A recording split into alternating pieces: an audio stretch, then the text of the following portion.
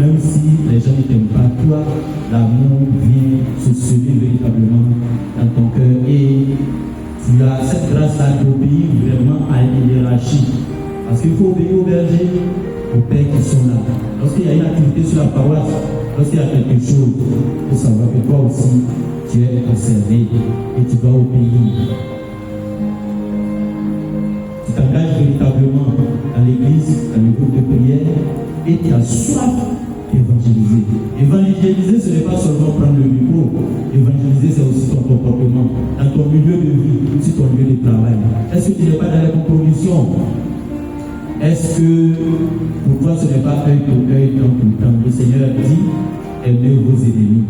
Parce que c'est facile d'aimer ceux qui t'aiment. Mais est-ce que ceux qui te persécutent, ceux qui te critiquent, ceux qui te calomnient, est-ce que toi aussi tu les aimes? Tu as une aspiration à la sanctification. La situation n'est pas régulière. C'est difficile. Tu dis que non, bon, comment je vais faire? Mais là, tu vois que tu as vraiment envie, si tu es baptisé, de communier à la table du Seigneur. Tu cherches à faire la confession chaque fois. Même si tu n'es pas baptisé, tu peux aller t'agenouiller aussi, demander pardon au Seigneur pour ce que tu as fait de mal. Tu peux faire les écoutes spirituelles. Et cela vraiment enflamme ton cœur. 1 Pierre 1, verset 16. L'amour véritable de la Vierge Marie, notre mère. Souvent, les gens traitent notre mère de n'importe qui, de n'importe quoi. Et là, toi, ton intelligence, l'Esprit Saint vient éclairer véritablement, éclairer ton intelligence pour que tu saches qu'en partant, Jésus aussi nous a donné sa mère. Qui est notre mère, qui est ta mère, Père et joie. Cette mère-là qui intercède pour nous. Cette mère-là qui sait, je pourrais dire, entre guillemets, le bienfait de Jésus. Il faut aussi intercéder. Il faut aussi prier à travers l'intercession de la Vierge Marie. Père et joie. En troisième point, la force de l'Esprit Saint. L'Esprit Saint, quand on a, c'est pour faire quoi? Père et joie. C'est quelle force qui peut te donner, Père et joie. Père et joie. Qu'est-ce que l'Esprit Saint peut te permettre de faire? La force de faire quoi? Hein? Il y a beaucoup de choses. L'Esprit Saint peut te permettre de vaincre tout ce qui est comme peur. L'Esprit Saint peut te permettre d'évangéliser véritablement. Comme je l'ai dit, ce n'est pas forcément le micro. Mais à travers ton comportement, quand c'est non, tu peux dire non sans peur ni crainte. Père et joie. L'Esprit Saint peut te permettre véritablement de sentir cette puissance en toi, ces grâces merveilleuses, ces dons, ces vertus, ces charismes. Les dons et les charismes vont venir sanctifier ta vie. Et puis, les dons et les vertus vont sanctifier ta vie. Les charismes vont venir te permettre d'aider tes frères et sœurs.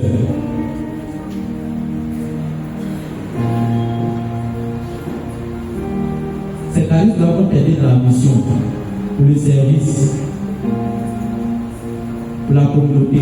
Et ces charismes-là, ce sont des grâces que le Seigneur te donne, il ne faut pas les garder pour toi seul.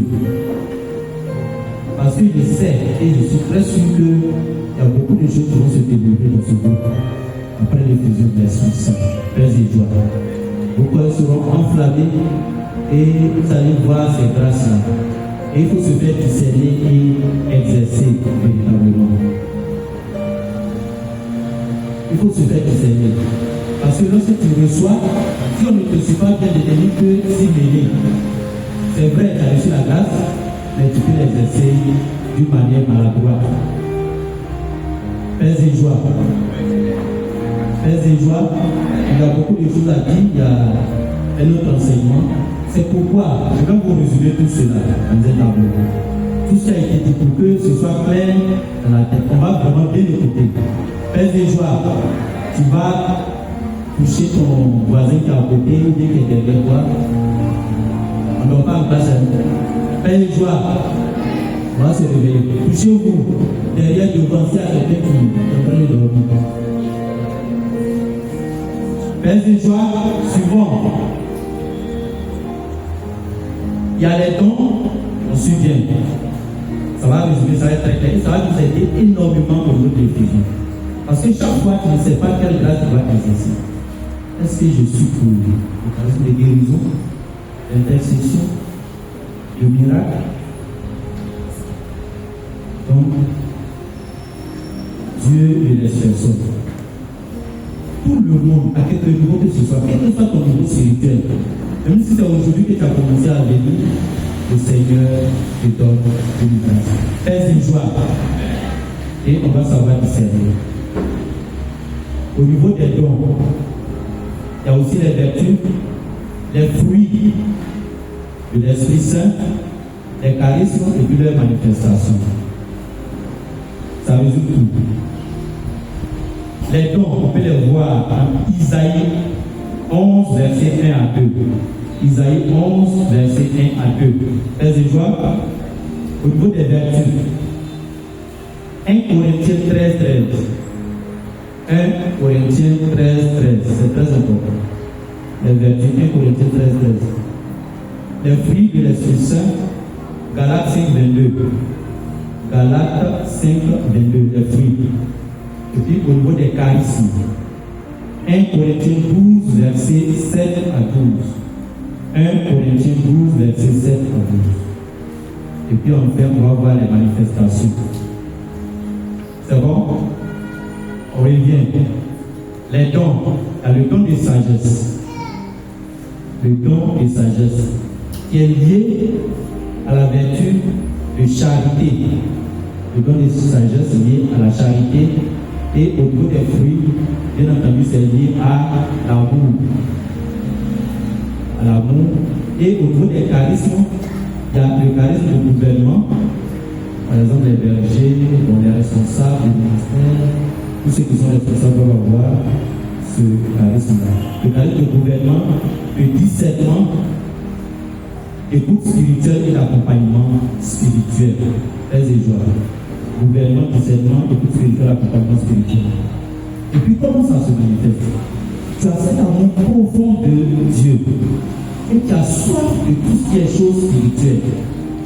Quand tu vas à l'église, quand on fait l'homélie, tout ce qui est spirituel a sa ton attention. Si il y a une émission à la télé, à la radio, pourvu que ce soit spirituel, tu es capable. Père et joie, tu as soif. Le don d'intelligence. Peut-être que tu as du mal à discerner, donc souvent bien. Le don d'intelligence, c'est pourquoi le verbe, en doucement, lentement, les résumer de façon claire. Pour que cette année-là, tu saches à quoi tu es destiné. Le don d'intelligence qui est lié à la vertu de la tempérance.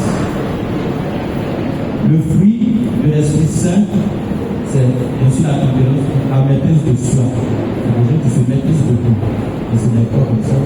Et ces personnes-là ont, au niveau des charismes, la grâce de l'enseignement. Père et joie, l'enseignement. Et c'est des gens qui aiment beaucoup les révélations au niveau des manifestations. Les révélations, l'adoration profonde du Seigneur. Pour passer assez de temps devant le Saint-Sacrement. Le don de science. Le don de science. C'est lié à la vertu de la foi. Au niveau des fruits, nous avons la patience. Les gens qui sont beaucoup patients. Et puis, au niveau des charismes, il y a cette grâce à la vision. Des fois, tu as des images, avec la vision, et puis l'interprétation aussi. Et puis, souvent aussi les paroles de connaissance. Pendant que nous sommes en train de prier, pendant que nous sommes avec le Seigneur peut ouvrir ton intelligence, ton esprit, pour que tu vois qu'il est en train d'opérer quelque chose de merveilleux pour sa fille dans l'assemblée. Il est en train d'opérer quelque chose. Que ce soit dans son cerveau, ou bien quelque part de façon précise, tu peux le dire. Paix et joie. Le don de conseil. Au niveau des manifestations aussi, avant le don de conseil, si vous voulez savoir, c'est des gens qui ont beaucoup la création. Ils ont l'esprit de créativité aussi, ils ont l'intuition très développée. Tu vas voir que dans tous les passages, on peut voir les plantes qui sont là, ou bien les fruits qui sont derrière, ou bien des fleurs. Mais à travers ça, il va voir Dieu. Il va se réveiller, puis s'arrêter là, et puis voir combien de fois Dieu il est fort, il est puissant. Pèse de joie. La même manière, quand tu vois, lui il va voir peut-être la symétrie, comment les feuilles sont disposées, avec les longueurs, tout ce que Dieu a fait, il s'est élevé. Il aime la création, il a l'intuition très développée. Ça, c'est le don de science. Maintenant, le don de conseil, au niveau des vertus, c'est des gens qui sont beaucoup prudents et puis ils sont joyeux comme fruits. La prudence, la joie pour les fruits. Et puis au niveau des charismes, c'est des gens qui sont doués à l'exhortation. Ils ont aussi le don de prophétie. Parce que le Seigneur parle clairement, baisse de joie, de ce qu'il veut pour son peuple. Ils ont aussi cette grâce à l'intercession, aussi des visions et puis des songes. Et au niveau des manifestations, c'est des gens qui ont beaucoup de sang-froid. Et quel que soit le problème, des fois dans le groupe, dans la famille, on a une difficulté. Quelle que soit la situation, lui, il est serré. Et puis, il peut donner une solution simple, facile, parce qu'il est éclairé. Il a cette grâce. Le don de force. La vertu liée, c'est la force, bien sûr. C'est des gens qui sont vraiment remplis de bonté. Ils sont très bienveillants, très bons. C'est des gens qui sont aussi, au niveau des charismes, appelés à la prédication, à la délivrance et au charisme de miracle, paix et joie, des choses extraordinaires. Et c'est des gens qui aiment prendre des risques. Ils sont très audacieux, très courageux au niveau des manifestations. Le don de piété, c'est lié à la justice. C'est des gens qui n'aiment pas du tout l'injustice. Dès qu'il y a l'injustice quelque part, leur cœur sont forts. Ils n'aiment pas l'injustice. Ils aiment tout ce qui est juste. Et c'est des gens qui ont comme fruit la paix, la douceur. Ils aiment la paix, ce qui est la paix, la douceur. Et puis, au niveau des charismes, ils aiment beaucoup la prière. Ils ont cette grâce de la prière. Ils font des heures en train de prier. Ils aiment beaucoup la louange et le parler en langue. Dans la prière, ils peuvent prendre plus d'un temps pour le parler en langue. Ils sont très respectueux des choses sacrées. Tu vas voir que c'est des personnes, lorsqu'ils rentrent dans l'église, quand les gens vont voir, lui, il est gêné. Les gens traversent l'église, tout ce qui est sacré. Il va faire génération, il va faire les signes, tout ce qui est sacré. Il a vraiment un respect assez profond pour les choses sacrées. Très obéissant, ils aiment l'adoration et la vie de sanctification. Quand il fait un petit péché, c'est vrai qu'avec le petit péché, il veut se confesser, il veut aller demander pardon à Dieu. En tout cas, il ne veut pas être comparé avec Dieu. Il a cette sensibilité-là. Et qu'il y a un petit truc, son père n'est pas tranquille. Il en parle avec son frère, son père n'est pas tranquille. Même il a raison, il a raison, parce qu'elle veut que sa vie soit vraiment très propre, paix et joie. Donc, voici, on a suivi, donc, voici un peu résumé ce qui va nous servir à l'Éphésiens verset 5. Chacun peut se suivre. Paix et joie. Si on t'appelle à être menuisier, il ne faut pas forcément vouloir être maçon. Si on t'appelle à être ferronnier, il ne faut pas dire que non, toi, tu vas être enseignant.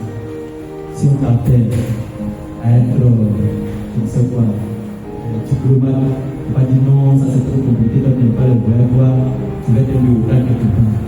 Non. Le Seigneur t'appellera quelque chose. Mais tu dis que ta vie, non, tu dis que pour toi-même, tu ne sais pas comment l'exercer. Est-ce que tu utilises, comme je l'ai dit au début, la bonne prière? Est-ce que par rapport à tout ce que j'ai dit, est-ce que tu ne vois pas un peu où tu as appris à servir? Est-ce que c'est là que tu sers véritablement? C'est vrai qu'on chante, tu dis non, moi, je pense que j'ai une belle voix, je peux chanter. Est-ce que c'est là-bas que tu as appris? Être membre du ministère de l'adoration, ce n'est pas forcément vouloir, mais est-ce que tu as appris? Être intercesseur, prier pour les gens, ce n'est pas est-ce que tu as appelé à cela véritablement. C'est vrai que nous tous sommes appelés à prier. Mais quelle est la grâce qui est attachée à ta vie? Est-ce que véritablement, c'est ce que tu apprends chaque jour? Paix et joie. Paix et joie. Oui, bien aimé de Dieu, avant l'infusion de l'Esprit Saint, voici le petit partage que je voulais qu'on fasse. on va vraiment, avant de partir, je vais vous donner aussi certains exercices pour nous préparer des problèmes. Pour que cette année-là, tout doucement, mais de façon assez profonde, tu puisses avoir une décharge spirituelle. Afin que tu puisses véritablement marcher à la suite de ton Seigneur. Paix et joie. Paix et joie. On va donner des questions. Nous sommes dans le temps de l'esprit.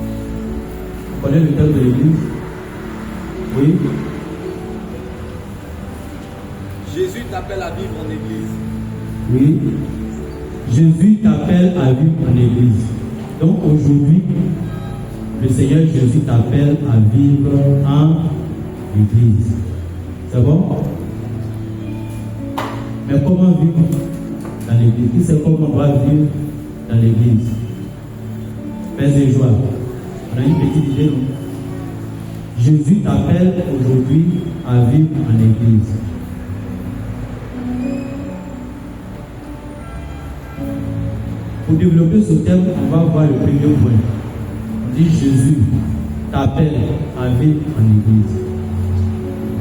Des fois, on ne vit pas en église comme il le faut.